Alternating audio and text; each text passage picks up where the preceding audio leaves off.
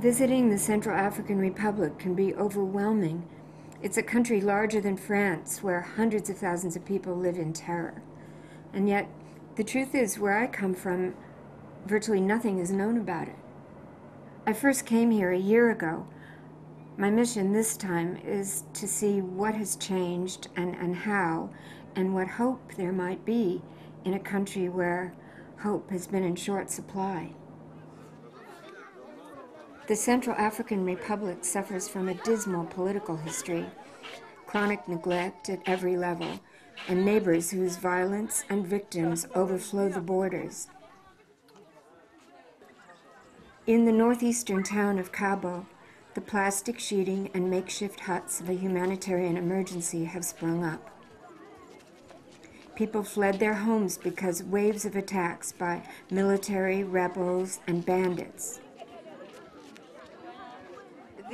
These are people who came here in terror. They came because they were attacked. They were being raped. They were being murdered. They're here, but they're still not secure. They're not safe here. Bandits still roam the countryside and roads, raping, robbing, and killing.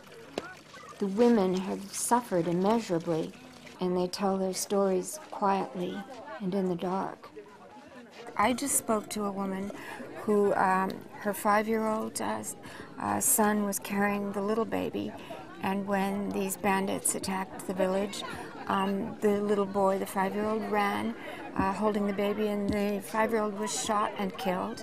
And this woman was holding the baby who survived, but the bullet had torn through the baby's leg.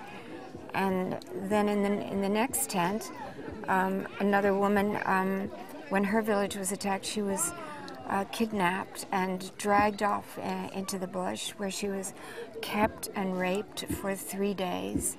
And she was 4 months pregnant. And then when she came back to her village, everyone ran in terror. And she said, I can't sleep. I can't sleep at night. I can't stop thinking of what happened to me. And, you know, it is a traumatized population. And people here are raped. They go out to get firewood, and they're raped here. This is a country convulsed by violence, and some 300,000 people have fled their homes, seeking safety in the bush.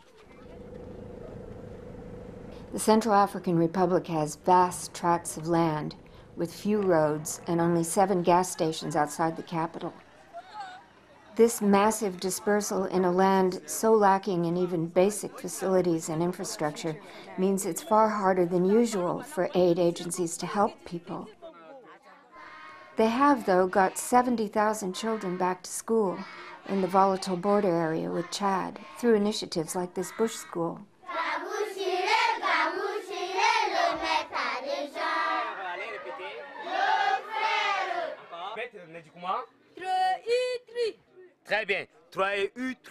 Like most, this bush school is run by parents who do much of the teaching. There might be education here, but there are no medical facilities. This is a bush school, very remote in the bush, and it's a scattered community all around, makeshift shelters. The people were driven from the town, now occupied by the army. Rebels are all around the town, so the people are terrified, even here, but can't go back into the town, which means they have no medical help, minimum food, no drinking water. But the school sort of symbolizes a place where they can come together and do something positive for their children. I'm now in the northeast, where refugees from the Darfur conflict in Sudan have walked for 2 weeks, seeking safety. Their arrival in the town of Samouanja has also drawn aid agencies for the first time to this impoverished and desperate region. At this camp, some 3,000 refugees are being assisted. It's a constant battle to treat malnutrition in the very young and to ensure that river water is made safe for drinking. All this in a desperately poor country where the average life expectancy is just 43 years. Also drawn to the area is EUFOR, the European force which has a mandate to protect civilians and refugees. I was so hoping they'd get here for so long. It's great to see them, and I hope the mandate gets extended beyond the 1 year, because clearly they're going to need to be here longer than 1 year.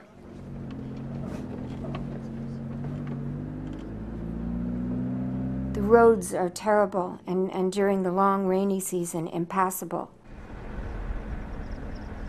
When I was here a little more than a year ago, you didn't see any human beings. You just saw the devastated villages, and I wondered where the population was, and at one time we paused the car, and when the people saw that we weren't armed, people came out of the bush just emaciated and caked in a gray dust, and their teeth were rotting, and they were clearly living in terror in the bush, just eating leaves. So to see people returning and busy on the road and going to the market and rebuilding their houses is a really great thing to see. The United Nations is improving roads with local communities. Here, as with the parents teaching in schools, we see people trying to change their lives and imploring us to join the struggle. Sure, I can help make the road. 67% of the population lives on less than $1 a day. 1 in 16 are HIV positive, and by all health development measurements, the country hasn't advanced since 1985. But there are attempts to reach an agreement with the rebels and resolve grievances behind the conflict that has torn apart the North. If security improved in the Central African Republic, people might see some benefits from the diamonds and the raw materials this country has in abundance. Currently, they enrich only a few, but they should be bringing health and education to everyone. It's an outrage to ask people living in conditions like this to wait. Urgent humanitarian and development assistance is needed now. Well, it makes me feel angry and upset in a world where we have so much, that we see such good people living under such circumstances, and these are man-made circumstances. This is a land that has so many natural resources, yet nothing is coming to the people except that which the humanitarian agencies are bringing. And so it's really urgent that people continue to sustain the aid workers who are working in the region, because they're really the only source of solace and support for this community.